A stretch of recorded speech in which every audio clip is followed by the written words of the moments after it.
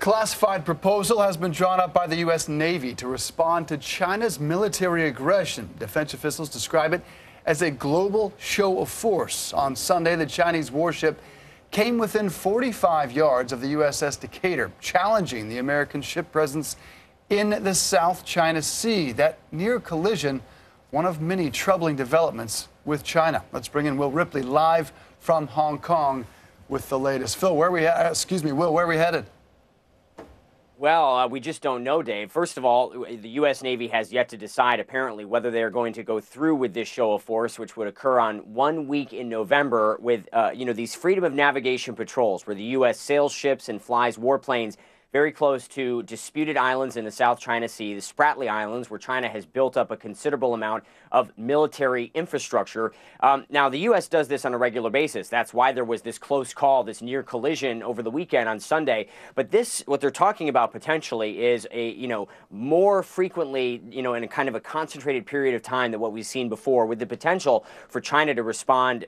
We just don't know how they would respond. There certainly is the risk of more close calls, or perhaps even worse in the South China Sea. Vice President Pence is expected to talk about this, to express U.S. outrage over this incident, these aggressive maneuvers by the Chinese. He's expected to say that this is reckless harassment, that the U.S. will not be intimidated for these freedom of navigation patrols through what the U.S. considers international waters. China claims it as its own territory, along with a huge swath of the South China Sea. The U.S. rejects those claims.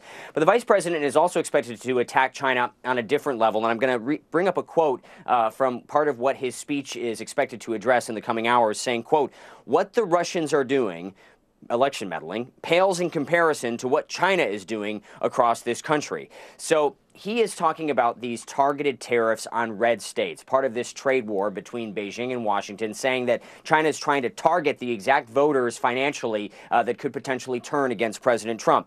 But it goes beyond that. The U.S. is going to lay out how they believe China has a very detailed plan in place to meddle in U.S. elections, and is even threatening to deny business licenses to U.S. businesses that don't speak out against the U.S. administration. So there's a lot in this potential speech that could really make Beijing angry, and we'll have to watch very closely their response, Dave. Yeah, we have gone well beyond a trade war, haven't we? Will Ripley, live for us in Hong Kong. Thank you.